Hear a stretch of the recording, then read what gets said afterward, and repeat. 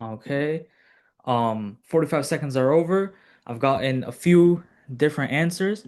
And so the correct answer is actually A, becomes more negative.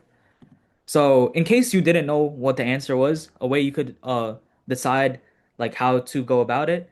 So B and C are very similar to each other. You can kind of knock off B and C, and then you could, in that case, if the membrane potential doesn't become more positive, because these are similar. Oh, where's my mouse? Sorry. Because B and C are similar and you can knock it off, then you know that the membrane potential isn't actually becoming more positive. If it isn't becoming more positive, that also means that it's probably not generating action potentials because in order to generate an action potential, you need to be depolarized. So you could kind of knock off D as well.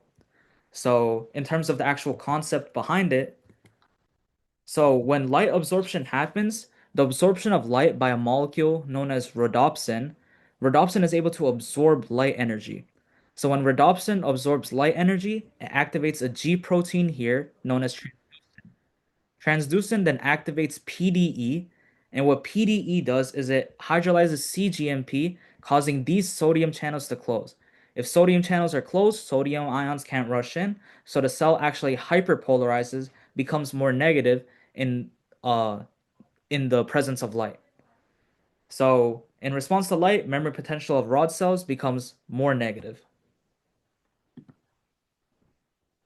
So the third question, if you brush against the doorway as you enter a room, what will happen?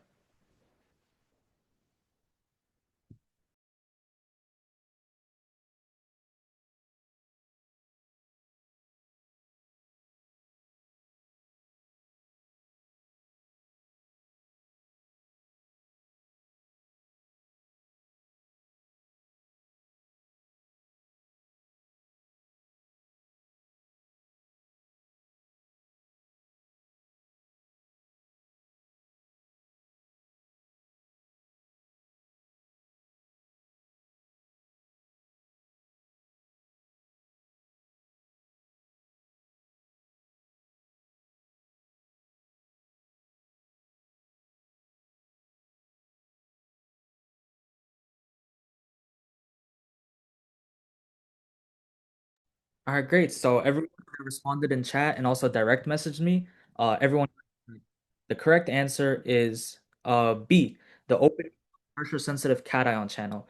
So here you could also kind of guess the answer based on wording. If you're brushing against something, then obviously you're putting pressure on something. There's physical touch. So for pressure sensitive cation channel, that makes the most sense. And so in terms of the other answer choices, there's lots of receptors, as you guys know. So first off, there are mechanoreceptors, which is the receptor that we just talked about and is the correct answer. It's a transmembrane cation channel protein that's sensitive to pressure. Anytime the pressure comes in, it opens the channel, allowing cations to enter. There's also thermal receptors. Thermal receptors are responsible for temperature. So, as it says here, in response to warmth, cation channels open. Electroreceptors respond to electric currents, creating voltage-gated calcium channels. There are also chemoreceptors. Chemoreceptors are responsible for uh, taste and smell. So anytime there's a chemical molecule binding to the receptor, that then activates a G protein. This G protein activates an effector molecule, which then sends a secondary messenger out.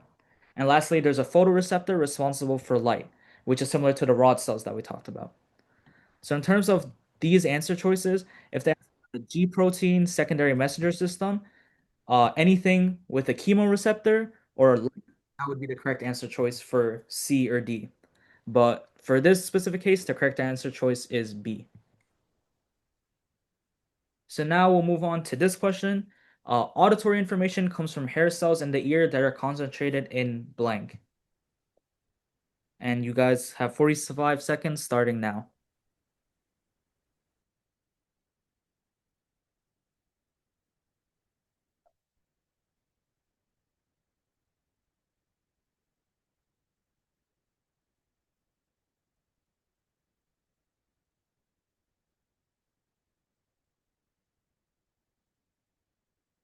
Okay, somebody asked when the final is. The final is next Thursday, 11 a.m. to 1 p.m. Normally class starts at 12.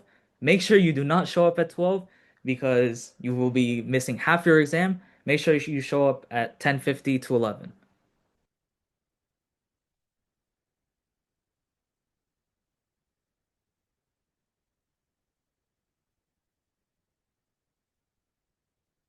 All right, so we actually had some mixed answer choices for this one. The correct answer choice for this is actually A, organ of Corti. So I saw a few tympanic membranes, etc. So when it comes to the tympanic membrane, oh, do I know how many questions? There's going to be 90 questions on the test. So 90 questions, around 120 minutes. You'll get around a minute 20 per question. So the tympanic membrane itself is specifically vibrating in response to sound waves. But the organ of Corti is what actually contains the stereocilia. So the cochlea here, everything here is located within the actual cochlea of your ear. So the cochlea has fluid-filled canals where pressure waves from the ossicles cause the membranes between these canals to start flexing. And then what happens is that the flexing of the basilar membrane here, it bends stereocilia on hair cells within the organ of Corti, which is this pink, right? So flexing of the basilar membrane causes hair cells on the organ of Corti to start bending, and this is what actually is responsible for making sure that auditory information is being sent out properly.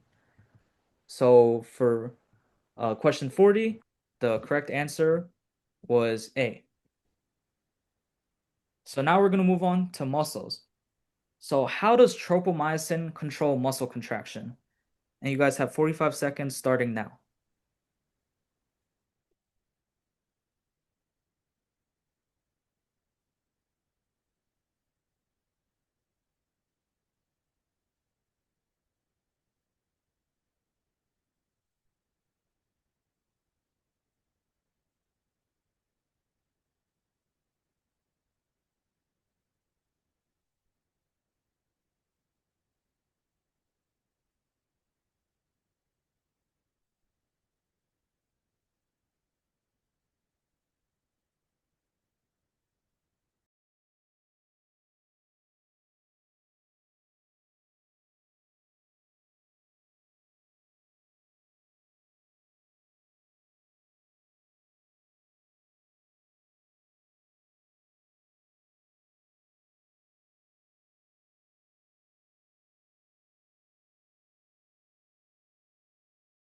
Okay, so for 43, the correct answer is C. Changes in conformation exposes actin myosin binding sites. So essentially, what happens when calcium is present, what calcium does is that calcium binds to troponin, and then troponin changes the configuration and it rotates a molecule known as tropomyosin around. So tropomyosin typically blocks the myosin binding sites on actin. So in normal situations, tropomyosin is blocking the myosin binding sites. But during contraction, calcium is present, troponin then rotates tropomyosin around, and that exposes the myosin binding sites on actin. Now what happens? Myosin heads are able to bind to these sites on actin. So the correct answer was C. So now 44, how do muscle fibers shorten during contraction? And 45 seconds start now.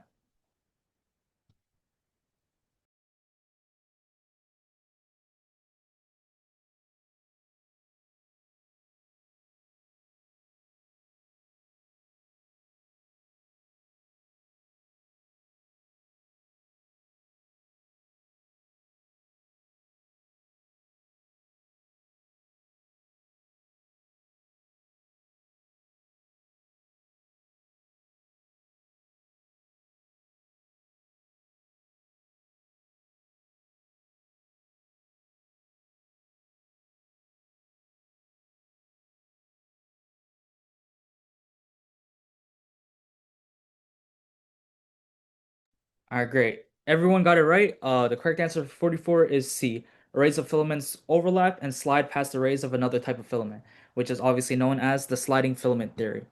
So in order to just properly explain the sliding filament theory, there's something known as the sarcoplasmic reticulum. The sarcoplasmic reticulum contains all the calcium that's responsible for contraction. Now, when contraction is necessary, calcium is then released from the sarcoplasmic reticulum into the sarcoplasm of the muscle cell. And what is the sarcoplasm? The sarcoplasm is the cytoplasm of the muscle cell. So then calcium then in the sarcoplasm binds to troponin. Troponin, as we mentioned previously, it exposes the myosin binding sites by changing the configuration of tropomyosin. Now myosin heads bind to actin, then the release of a phosphate initiates a power stroke, which causes the actual sliding that we know. So in the power stroke, the myosin head here changes conformation, filaments slide past one another. Then eventually ADP is released and an ATP is necessary.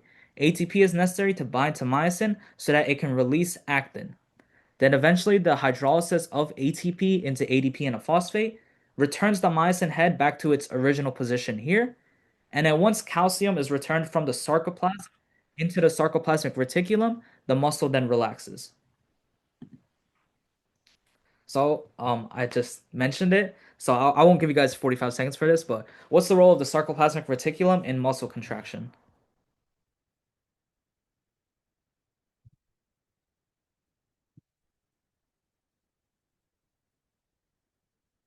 Let's give you guys like 20 more seconds.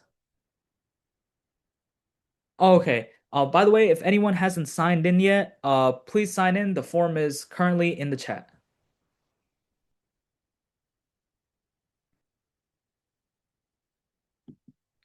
So yeah, like I mentioned previously, the correct answer for 45 is A. The sarcoplasmic reticulum. So, oh, my mouse here. The sarcoplasmic reticulum, as you see here, the sarcoplasmic reticulum surrounds the muscle cells. It's basically kind of like the way I think about it is kind of like wires surrounding the muscle cell. And then what the sarcoplasmic reticulum does, as mentioned previously, is stores calcium.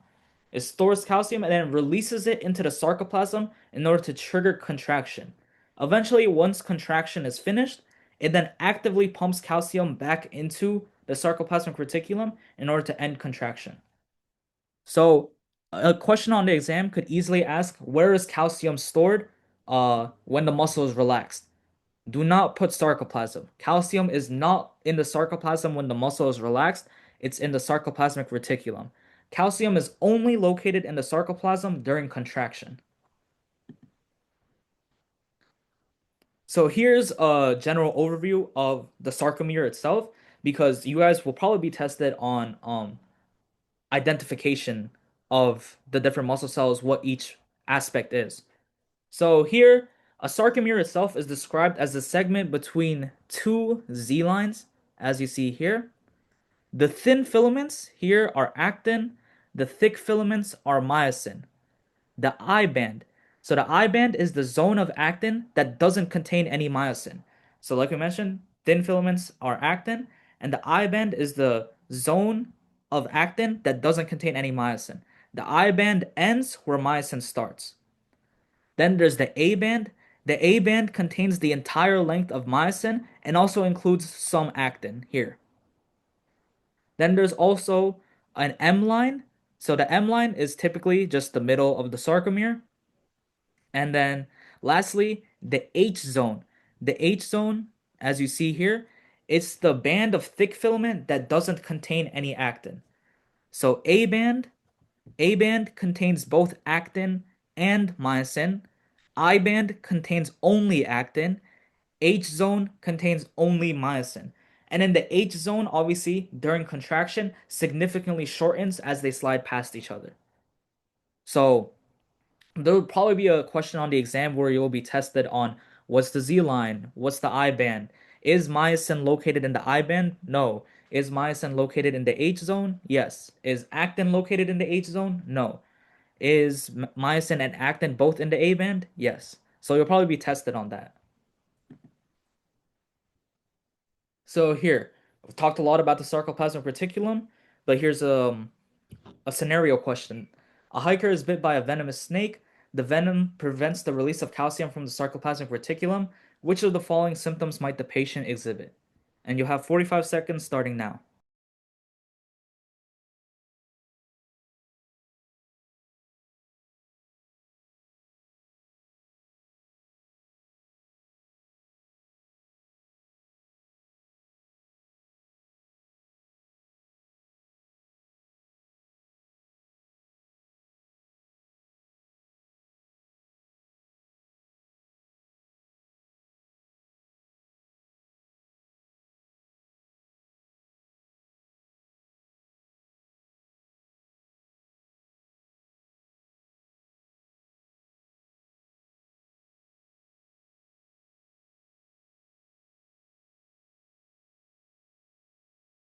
All right, everyone got it correct. The correct answer is C. I don't need to explain it again. Um, Obviously, calcium is responsible for contraction. If it's not released, there's no calcium in the sarcoplasm and will not contract. So now we're moving on to the lungs and the circulatory system. So the movement of oxygen and carbon dioxide between the blood and the tissue capillaries and tissues depends most directly upon which. And you guys have 4 seconds.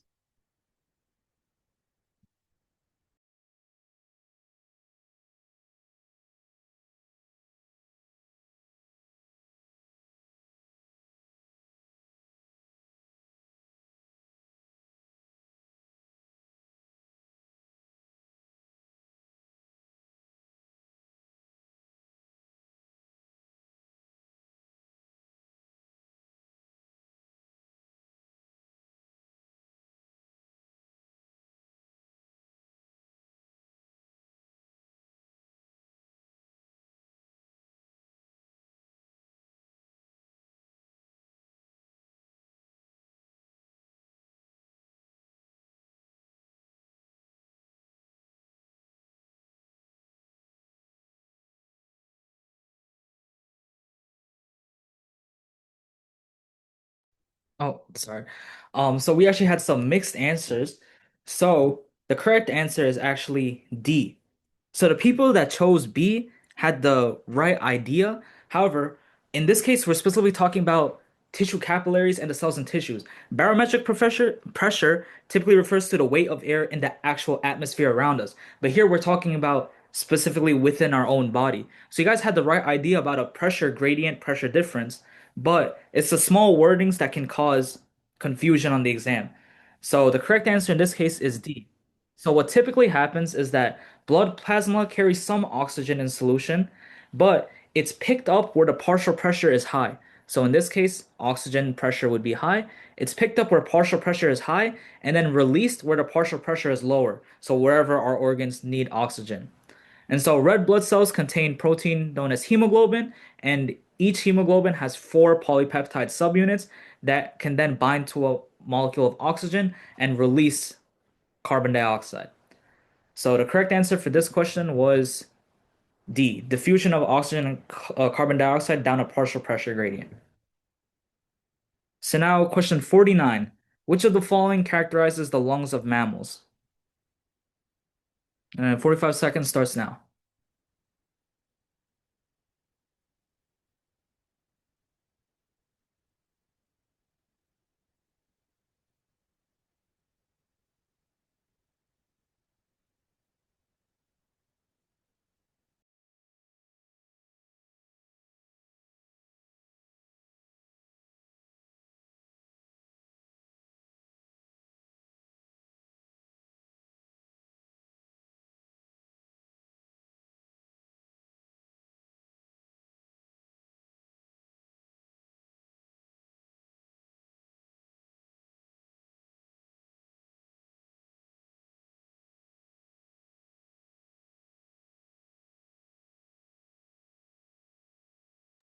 All right, so this is actually a pretty hard question.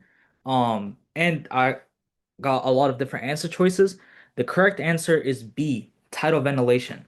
And so, tidal ventilation, it's not something that's commonly talked about or just mentioned as a common term.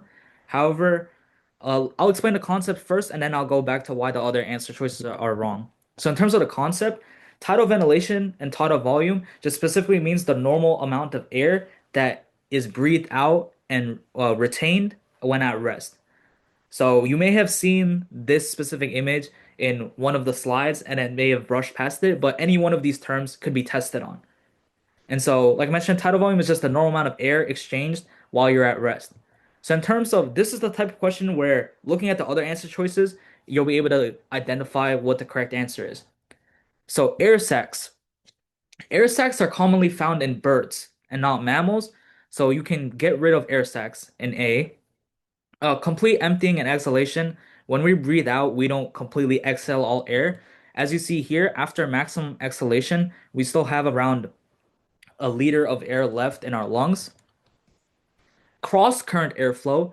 Cross-current airflow is found in birds, and it refers to air moving in one direction while blood moves in the opposite direction. So there's a better exchange of oxygen. And then countercurrent airflow. Countercurrent airflow is usually found in fish, where blood flow moves opposite to the flow of their environment. So in this case, uh, blood flow moves opposite to the flow of water in nature. So by eliminating some of these answer choices, you can get to B.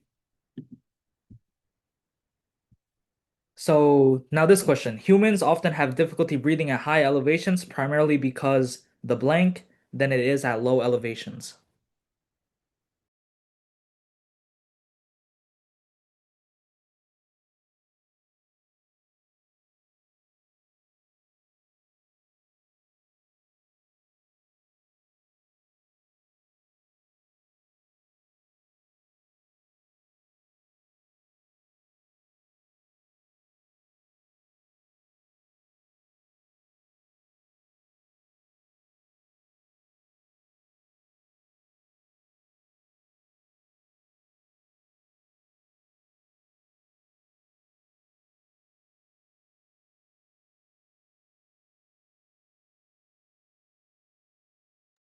All right, I'll give you guys 20 more seconds.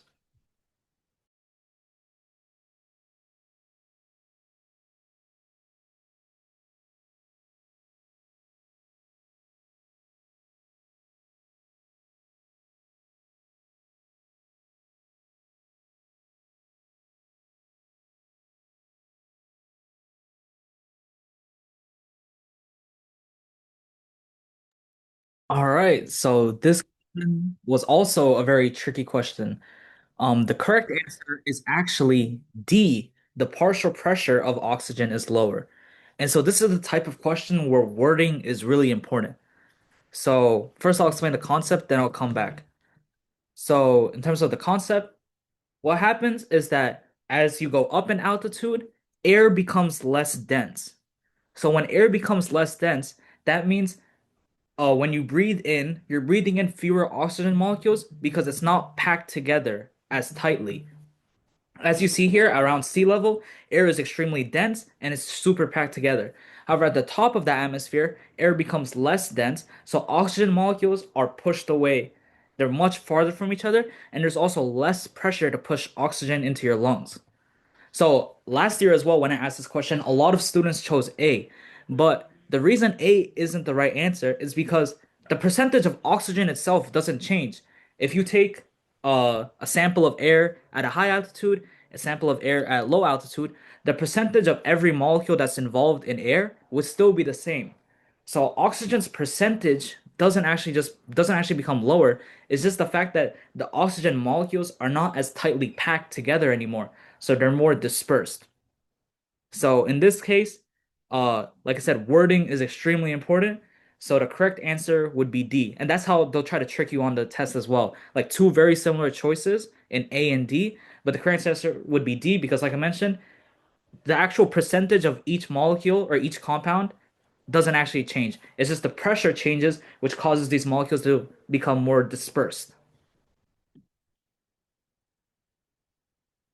Like I said, there's no worries getting the question wrong now. Better to get it wrong now than on the exam. So, which event can occur when fetal and adult types of hemoglobin are the same pressure of oxygen? And you guys get 45 seconds starting now.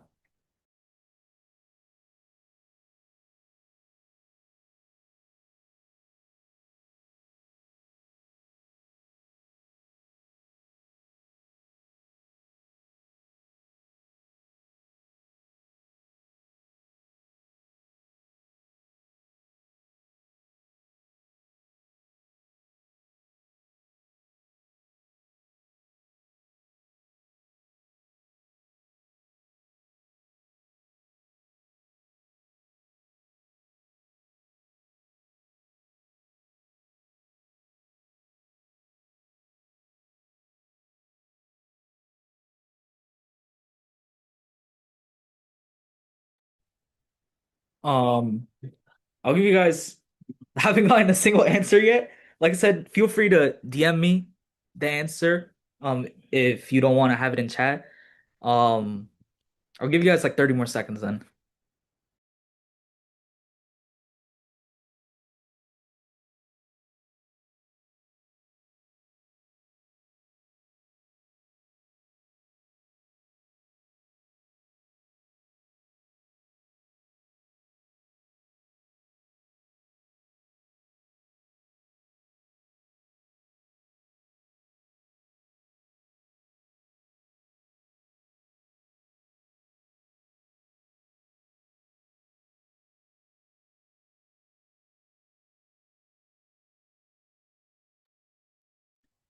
All right, great job. A lot of you guys that eventually responded, a lot of you guys got the correct answer.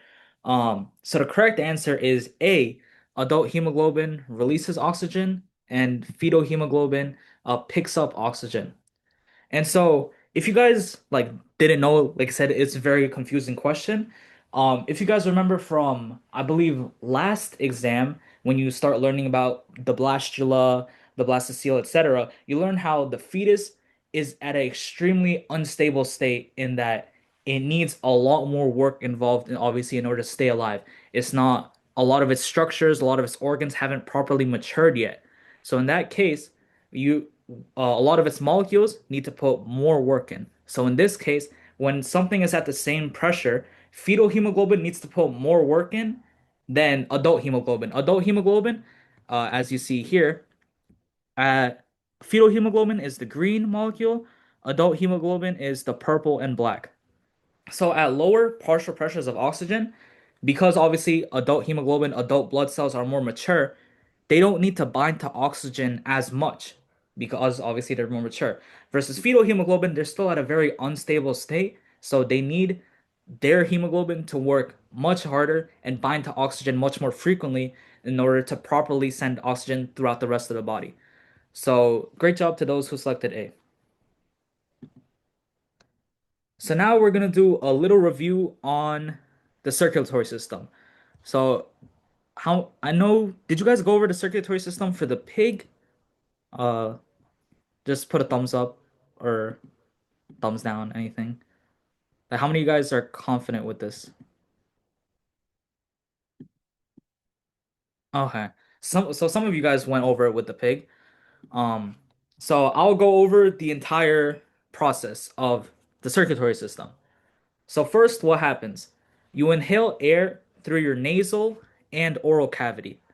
Within your nasal cavity, you have nasal hairs, mucus, and microscopic cilia. So these are extremely important. Why? What they do is that they warm and humidify the air and then filter it as well. Then it goes to the pharynx, then it goes to the pharynx, to the larynx, and then the trachea.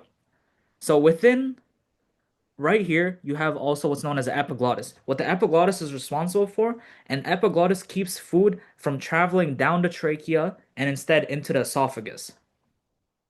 So now air is at the larynx. From the larynx, it goes to the trachea, and then it leads to the primary bronchi. The primary bronchi then branches into the lungs. So each lung is also different from each other. There could be a question on the anatomy of the lung as well. So you have three lobes on the right lung, right here, and you have two lobes on the left lung.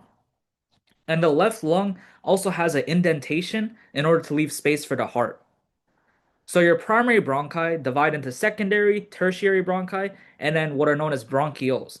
And as you go through each bronchi, the diameter gets smaller and smaller. And so eventually, your terminary bronchioles branch into respiratory bronchioles and then alveolar ducts. Sorry. Um, Alveolar ducts. So here's your alveoli. Alveolar ducts also contain alveolar sacs, which each contain alveoli. So your alveolar sacs are these little like grape-like structures. And so in the actual alveoli, gas exchange occurs.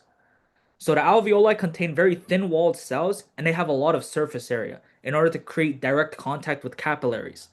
So red blood cells in these capillaries can it pick up oxygen in the lung and then deliver it to the rest of the body, and then also give carbon dioxide within the alveoli to then exhale it out. You also have really important muscles that you could be tested on.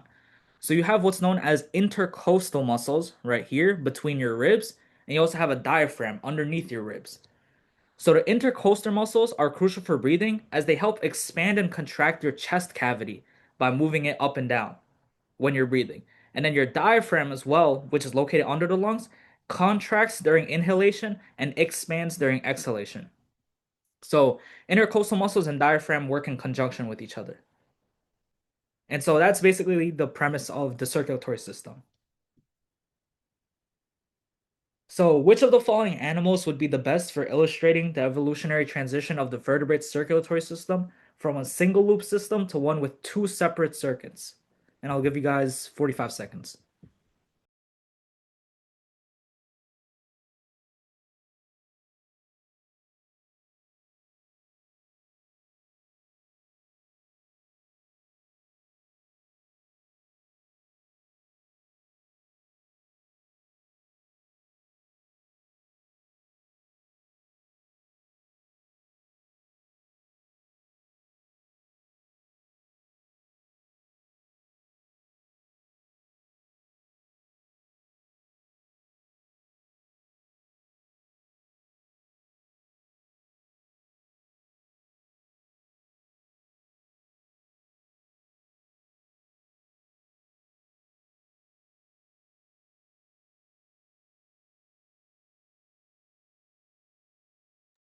All right, so I've got some different answers. The correct answer is lungfish, which, is kind of within the name itself. Oh, sorry, give me a second. I have to drink some water.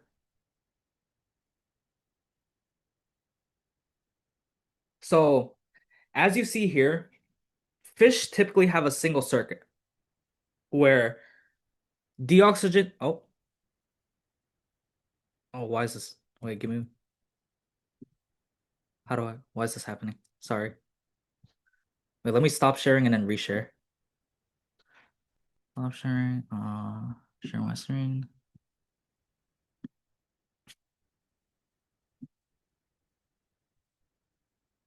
Oh, it's still. Wait, give me 1 second to figure this out. I don't know why it's doing that. Oh, okay, fixed it. Um, Here, Zoom, share screen, share, play from current slide. Okay. So fish typically have a single circuit, so they have a heart with four chambers, known as the sinus venusus, an atrium, a ventricle, and the bulbus arteriosus. So deoxygenated blood goes from here to the gills.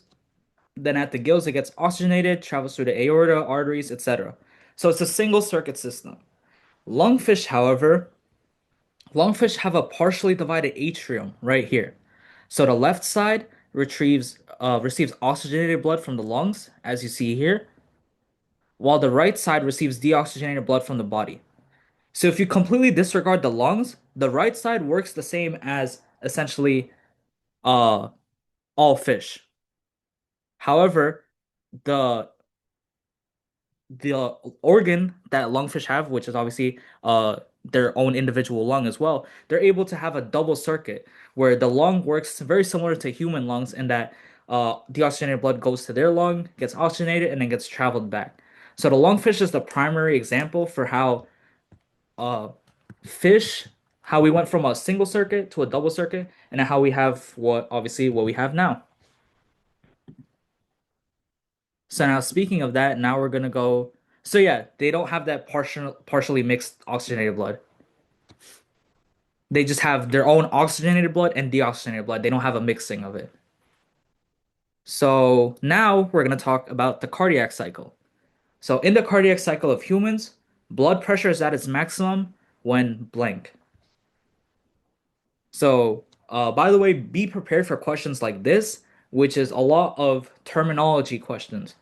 Especially at the fact that there's 90 questions, so that's around like 12 questions per chapter, 12 to 13. There's going to be a lot of just terminology questions like this, or questions where they give you the function of an organ, you have to name the organ, or they give you the organ, you have to name the function, etc.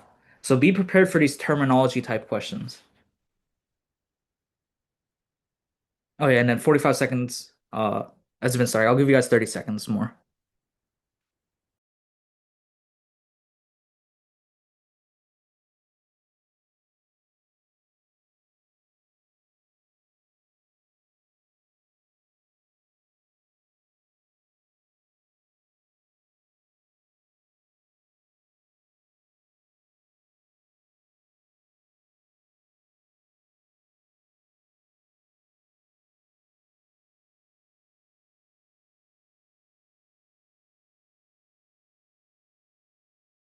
All right, great job. Everyone got it correct.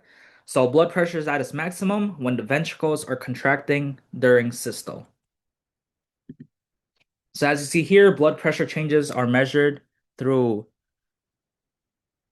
sphygmomanometer and a stethoscope. Usually a stethoscope. So the systolic value, pressure needed to compress an artery so blood does not flow. So obviously that's during contraction. While the diastolic value is pressure needed to allow intermittent flow through the artery, and that is during relaxation. So the pacemaker function in the mammalian heart is performed by blank. And then 45 seconds starts now.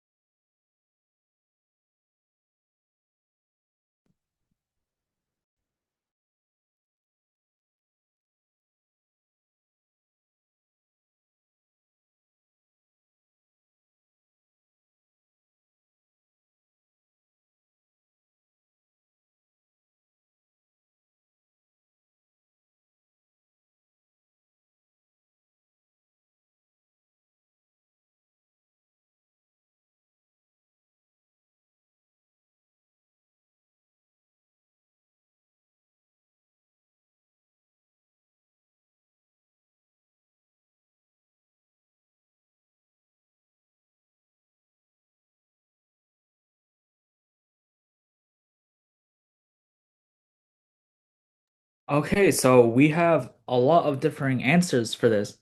So the correct answer is A, the SA node.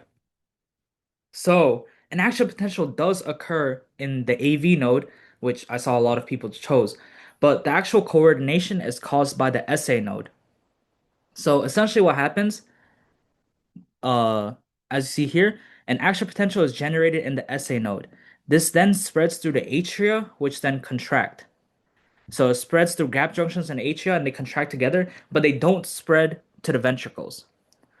Essentially, what happens, the action potential that started in the SA node is then gone. Goes through the gap junctions and then stimulates the AV node. So as you see here, action potential then stimulates the AV node. And then the action potential continues on into the AV node where it conducts action potentials into the ventricles through what's known as the bundles of His, and then that divides into right and left branches that run into the very tip of the ventricles, causing them to contract. And then from the tip, Purkinje fibers spread throughout that ventricles itself. So, while it is true that an action potential does occur in the AV node, this all starts due to the action potential that was generated in the SA node. So, heart muscle contraction starts in the SA node, but it doesn't reach the ventricles. In order to reach the ventricles, it stimulates the AV node, and then the AV node through the bundles of His and then Purkinje fibers is able to contract the ventricles. And so here I'm just going to talk about the general blood flow in our heart. So you have the superior vena cava and the inferior vena cava. The superior vena cava is responsible for carrying deoxygenated blood from the upper half of the body. So it's above the diaphragm and it carries it to the right atrium. The inferior vena cava here carries deoxygenated blood from the lower and middle half of the body into the right atrium as well. Then the direction of the blood is as follows. So this is like part one. Part one is getting deoxygenated blood into the lungs. So how does that happen? Blood that was received from the superior vena cava and inferior vena cava go into the right atrium. From the right atrium, it enters the right ventricle through the tricuspid valve. From the right ventricle, it then enters the pulmonary artery through the pulmonary valve. From the pulmonary artery, it goes to the lungs in order to be oxygenated. And that's what we were talking about previously, where it goes to the capillaries, and in the capillaries, it's able to exchange uh, carbon dioxide for oxygen. So now blood has the oxygen it needs from the lungs. Now part two happens. So part two is getting the deoxygenated blood back into the heart and to the rest of the body. So oxygenated blood returns from the lungs through the pulmonary veins into the left atrium. From the left atrium, it enters the left ventricle through the mitral valve, also known as the bicuspid valve. So mitral valve, bicuspid valve, they're both the same name. So the left ventricle here then goes to the aorta through the aortic valve. So left atrium to left ventricle through the mitral slash bicuspid valve, left ventricle to aorta through the aortic valve. And then from the aorta, it transports oxygen-rich blood to organs throughout the entire body. And then the ventricular septum is just a muscle wall separating your ventricles. All right. In vertebrates, exchange of substances between the blood and interstitial fluid occurs in blank.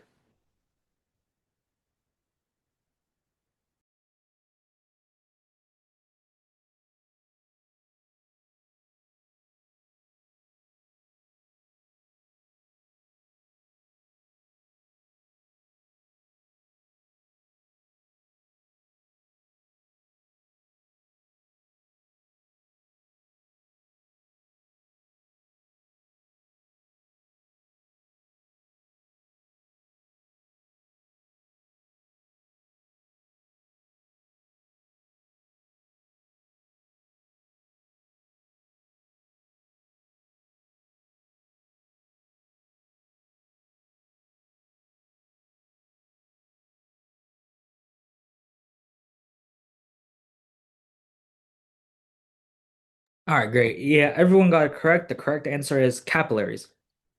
And so within the capillaries itself, there are different forces that play a role in capillaries. So that's known as Starling's forces. So Starling's forces are opposite forces that maintain water balance in the capillaries. So you have what's known as blood pressure and osmotic pressure. Blood pressure forces water and small solutes out, and it's typically found in the arterial end. So in the arterial end, fluid, oxygen, and nutrients move from the blood into the interstitial fluid. Then there's the osmotic pressure, which is pulling water back into the capillaries. That's typically found in the venial end. So at the venial end, fluid, carbon dioxide, and waste move from the interstitial fluid back into the blood. So both of these forces work together to maintain water balance in the capillaries. So during periods of starvation, stored fuels are used in which order?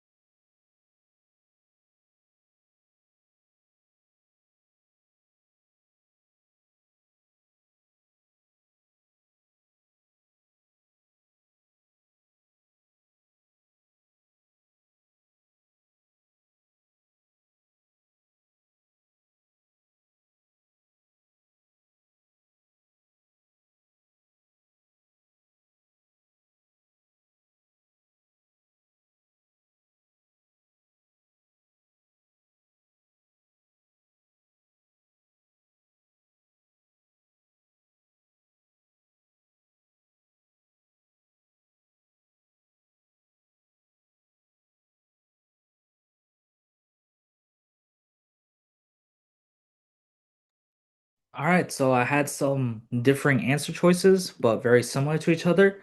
So the correct answer choice is E, glycogen, fats, and proteins.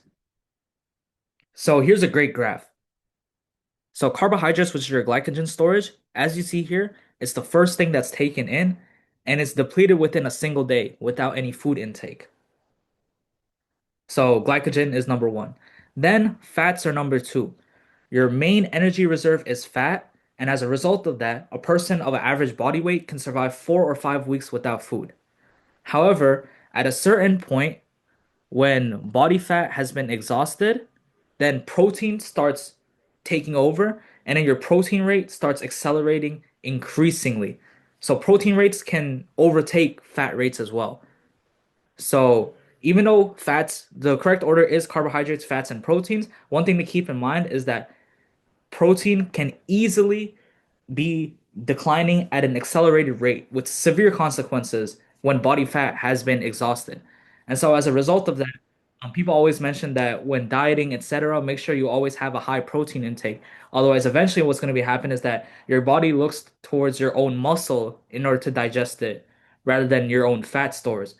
So if your body looks to your own muscle storage, obviously that will place a worse impact on your body as you start losing more and more weight.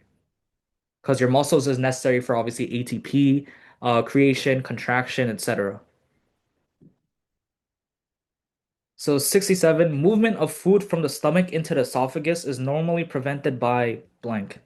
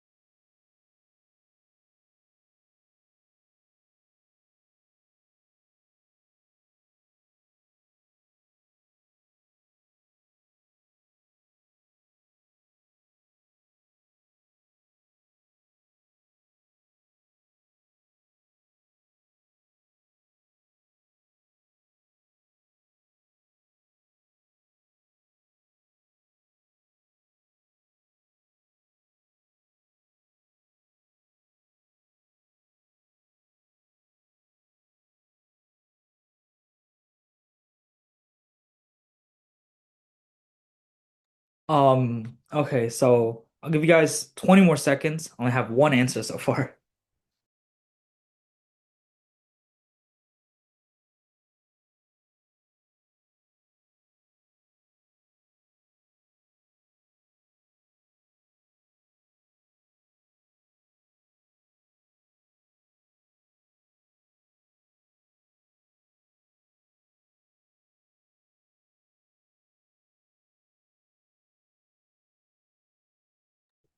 All right. So the correct answer is a sphincter. So this is another type of question where we'll try to trick you. Two questions are very similar to each other. So the reason why it's not the pyloric sphincter is the pyloric sphincter itself separates the stomach from the small intestine. So it's just a general sphincter. So as you see here, what's the actual process? So food is first chewed, and then the tongue pushes the bolus of food, which is the food that you ate, into the back of the mouth, and sensory nerves initiate a swallowing reflex. So as your larynx is then pulled up and then covered by the epiglottis, your esophageal sphincter relax. So that's your esophagus sphincter that allows the bolus of food or the portion of food to then enter the esophagus. It then gets contracted downwards into your stomach through what's known as peristalsis. And then here is the pyloric sphincter, where the pyloric sphincter separates the stomach from the small intestine. So it's kind of they try to trick you, but in this case, the correct answer is a sphincter. So if you see this question on the exam, you'll know that pyloric sphincter is specifically responsible for the small intestine. So good job to those that got it right. So we actually only have a few questions left. So which feature characterizes insulin?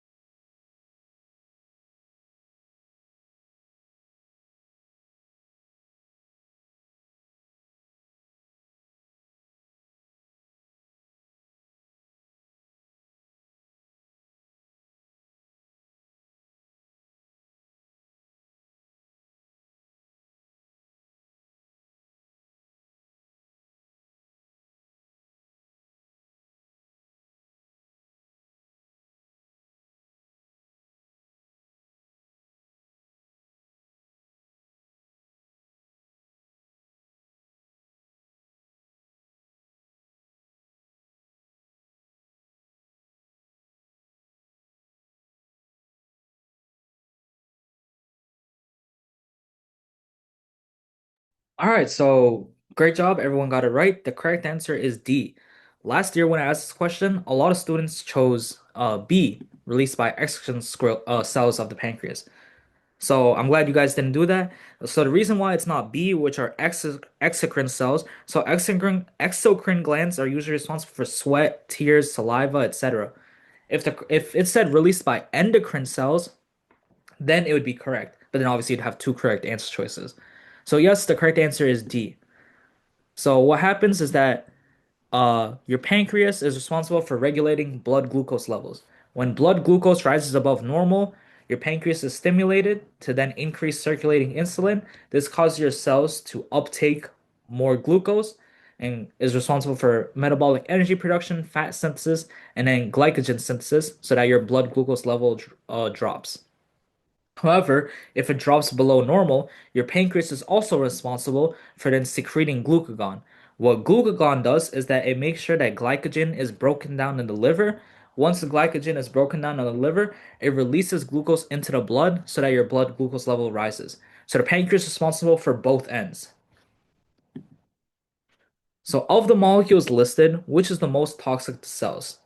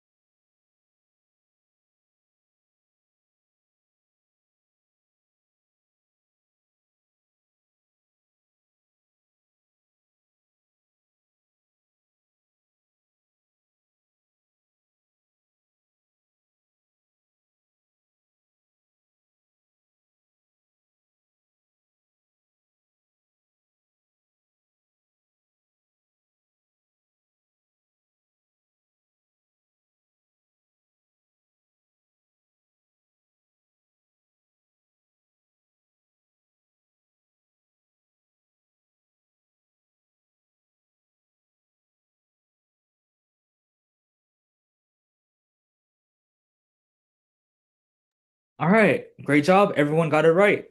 Um, the correct answer is C, ammonia. So, when we have to dispose of nitrogenous waste, ammonia itself is extremely toxic to be stored. So most aquatic animals, including fishes, they're able to release and use ammonia naturally. However, land animals have to dispose of nitrogen in different ways. So most mammals, including us, we dispose of it as urea. So urea can be stored in concentrated form, but in order to dispose of it, we need water in order to dilute it. When it comes to a lot of birds, and insects, reptiles, they use uric acid, which uric acid also allows for water conservation. So mammals and birds have to convert ammonia and have to convert not ammonia, nitrogen itself into different forms, urea and uric acid, while fish are special in that they can just use ammonia naturally. So question 75, I believe this is the second to last question. So organisms living in a freshwater environment normally blank. And 45 seconds starts now.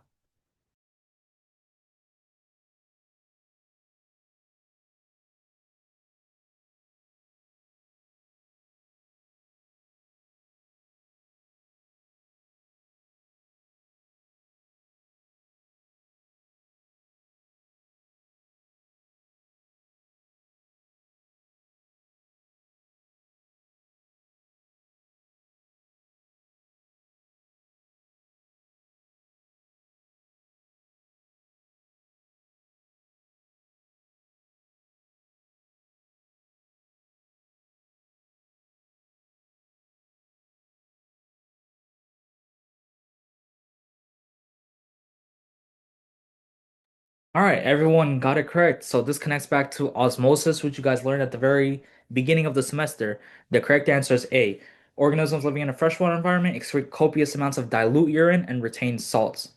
So typically in saltwater environments, when fish gain water and salt ions from food and salt water, um, they have to excrete large amounts of salt ions and maintain as much water as possible within their body. So marine fishes have to release large amounts of salt out of their body. However, when it comes to freshwater fish, obviously they're not living in an environment with a lot of salt ions in them. So, in their case, they want to maintain as much salt ions in their body as much as possible and then release the large amount of water because of the environment they're in. So, they want to maintain the salts that they have so that they don't release it into their environment. And so, for marine fish, the answer would be excrete large amounts of concentrated urine through salt and then maintain as much water as possible. But in this case, freshwater fish want to release large amounts of dilute urine. And the very last question, which of the following would you expect to find in a urine specimen collected from a healthy person? And you guys have 45 seconds.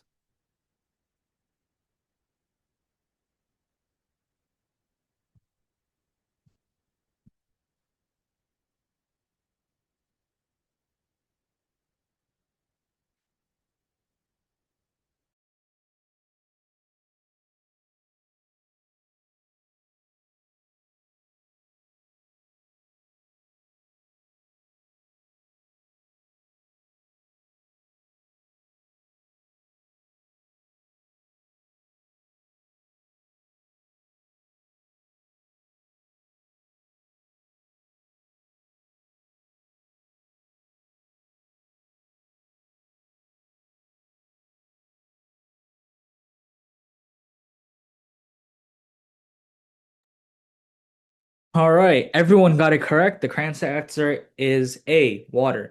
So glucose suggests a problem with your insulin levels, not being able to properly uptake glucose. Red blood cells, plasma proteins, amino acids suggest problems with kidney damage as well. So the correct answer is A. And that was the last question. So, just to give some general tips before everyone leaves. So, first off, thank you guys so much for attending the review session. If you guys attended previous review sessions, thank you as well. If this is your first one, thank you as well. This review session was definitely different compared to the past review sessions, but that's due to each chapter is around 75 to 80% straight structures and functions and terminology, or like definitions. So that wouldn't be helpful for me to explain to you guys just what is the function of the structure when that's something you can easily search up on your own as well. So a lot of 75 to 80% of the chapters are as straightforward as this is the structure, this is the function, etc. And one of the most common complaints I received from students, um, especially when it came to the exams, was confusing questions. Questions where they had similar answer choices, etc. And we definitely saw that in this review session. There was like a few questions where students chose the answer that was similar instead of the correct answer, etc. So it's helpful to just practice that so that way you're able to keep in mind and pay attention to like specific wording. When it comes to the chapters themselves, each chapter will have around 12 to 13 questions, split evenly among all seven chapters. I would say a lot of the chapters you've studied technically already through the pig lab as well. But chapter that I want you guys to focus on as well is the very last chapter that you guys went on Thursday. The reason for that being is the kidney chapter goes through a lot of what you were taught in exam 3 and exam 2. So it goes through a lot of like positive feedback, negative feedback, homeostasis, etc. Versus the first few chapters are a lot just what's the process. Like for example, circulatory system, respiratory system. It's a lot of like what's the process, what's going on with this structure, this function. But the last chapter really ties in a lot of previous chapters as well. So obviously pay attention to every chapter, but for the last chapters, there's definitely going to be a few questions that relate back to previous topics. So yeah, that's been the review session. Please do the feedback form that's in the chat. I'd really appreciate any feedback about this. If you want to give feedback about the review sessions in general, that would also be very helpful. Good luck for the final. I'll see you guys on Thursday, 11 a.m., not 12 p.m. I'll make sure you guys show up at 11 a.m. If you guys have any questions, I'll remain on call as well. And thank Yes, I have a question. You said this would be like uploaded so we can rewatch it. Where could we Yeah. watch it? So I'll type it in chat right now. So if you search up Queens College learning commons. So if you search this up on YouTube, this will be posted by the end of day today. So by tomorrow or by Monday, Monday the latest, you'll definitely be able to rewatch the video, see if there's any questions you had trouble with, etc. So it's just like a YouTube channel, and like it's gonna be there. Channel and the Zoom recording is gonna be. All right, thank you. You're welcome.